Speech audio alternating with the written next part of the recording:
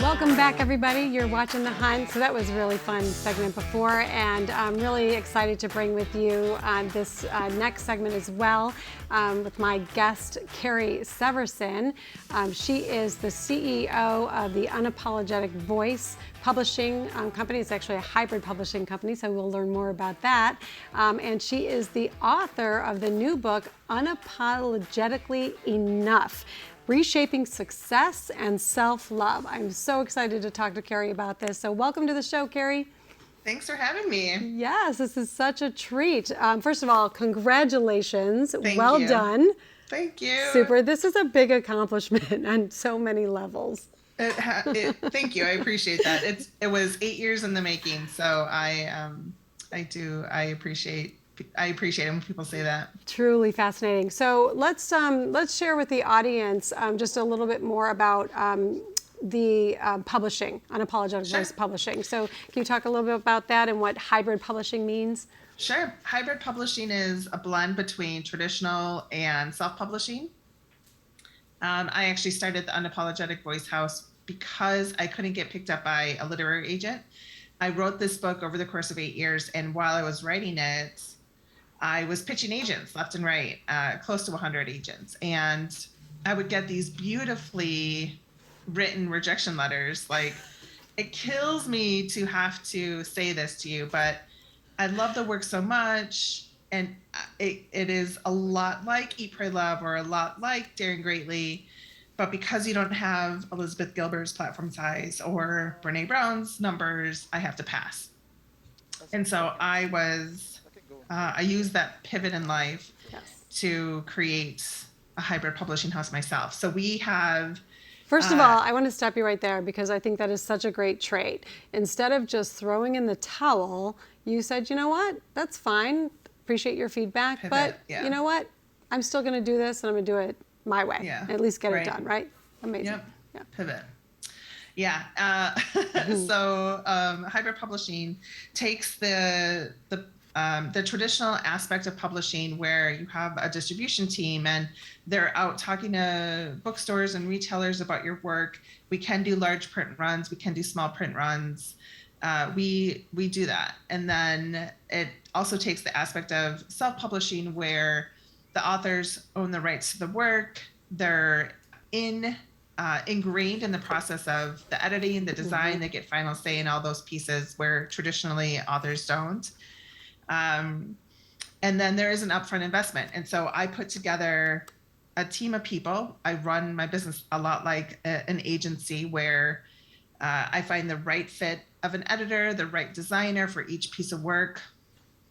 And then we have all these like a la carte opportunities where, putting a book onto the world does need a lot of marketing. That's just where we're at.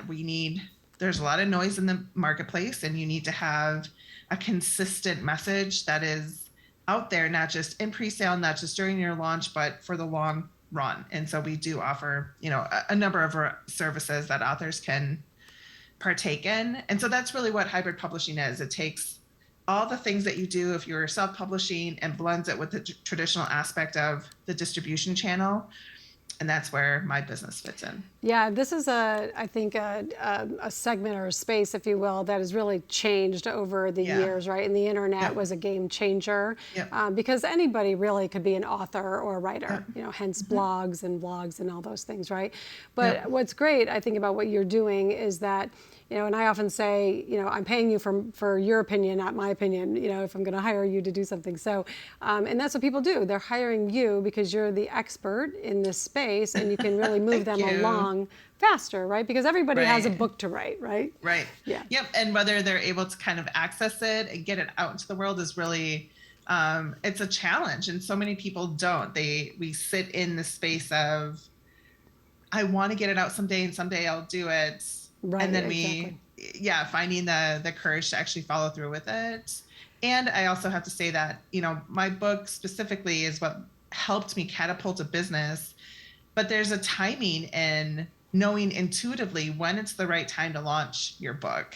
And yes, I love how Sorry, I I learned love that how now too. yeah, and I love how you wrote in here. This book is about what 20 or you've been 8 years in the writing it making, for yeah. 28 years. Yeah, exactly. Because it does take that time. It does take Yeah. just the knowing when it's time. Right. So let's talk about that. Well, first of all, how can people reach you at the publishing Unapologetic Voice House? It is just the unapologeticvoicehouse.com. There's a submission page. There's contact information. Come on over, drop a line. Yeah. Yep. And across all social media platforms, the whole nine Yep. yards, right? Yep. Yeah, perfect. Okay, so you've been doing this world of publishing for a while, and then all of a sudden you're like, okay, it's time for to do my me. book. Yeah. So was there just one moment where you had that aha moment to say, okay, it's time to put pen to paper? So I wrote the book little by little over a number of years. And I started the house, like I said, in 2019. And when I started it, it didn't feel like the right time to put my book out into the world. And so I published maybe 20 other people.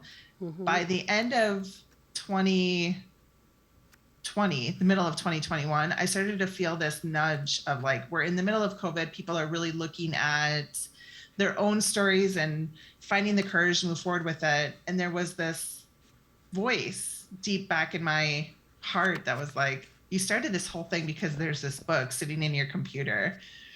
You should look at it. And so it was really that, if other people are doing it, it's time for me to do it too. So I found an editor that I really admire and adore. And her story was very similar to mine. Mm-hmm. And it just so happened that I was able to fit right into her schedule and everything just sort of progressed naturally. So yeah. I think I moved forward at the right time. And so when the stars line up like that, right. you can't deny it, right? But just as a lover of journaling myself, and I've been doing that for so long, 20, 30 years. How many times did you go back to your computer and look at it and say, maybe it's time, and then walk away? Well, I rewrote the story 4 times, and so I would do Control-Alt-Delete of like 50,000 words several times. And then the last time I wrote it, it came really naturally. And then I let it sit for, a couple of years. But I've been professionally writing for 25 years. So I have actually learned how to avoid the pitfalls of the perfectionism piece that I think so many writers fall into, where they're like, oh, I'll move forward with it once this part is better, or I need to fix this or edit it one more time. I know my strengths and I know my weaknesses as a writer. And so when I get it out of my mind the first time, I know that's as good as it's going to get until somebody else can take it and help me mold it. So once I found the right fit from an editing perspective, I just gave her full rein. So I was like, make this magic. Yeah. So, and were you private about it, with the exception to your editor, or did you share it with any friends or family? I shared it with advanced readers once it was edited for what I thought was the final time. But nothing along the way? Nothing? No. Not even snippets? No. I shared it with advanced readers, not my family, but like strangers that I thought would be my target audience. Mm-hmm. And they gave me feedback. A couple of them were like, I didn't really like how it ended. And so I took that to heart. Actually, at first I was like, I'm done. I can't do it. I can't do this anymore. I have to get it out. I can't go back and write it. Because when you're in the editing space, it's a very different headspace and emotional space than when you're writing it for the first time. But I gave myself, a night's sleep, woke up the next day after getting some like disappointing advanced readers response of like they were unsatisfied with how it ended, and turned to my husband and said, I've got to go to Wisconsin for 10 days to finish the book. So I got a round trip ticket. I, hibernated in my childhood hometown, which is where I wrote the rest of the book. So it was very important for me to finish it there. So you touched on just the vulnerability, and I want to dive into that with you in a minute. But you touched on just, it does take courage and vulnerability to share these very personal feelings and thoughts, right? Yeah. And so when you were getting the feedback, was there ever a moment where it was just like, no, I'm not interested in doing this?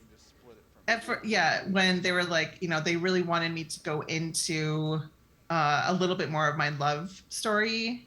And, you know, I'm in it. Like, I'm in the relationship that I'm writing about. I'm married to the man that's in the book. And But so I that had to have came, a conversation. and we'll talk about that too in a minute too, because he wasn't a part of all this in the beginning, right? No, Yeah, he no, came in, he came at the end. And Yeah. so I do believe that there needed to be an additional section. Yeah. Like, so Carrie, hold your thought on that for me for a second, because okay, I really want to sure. dive into that with you. But Okay. and folks at home, stay tuned. You're watching The Hunt. We're with Carrie Severson, author of Unapologetically Enough. See you in a minute.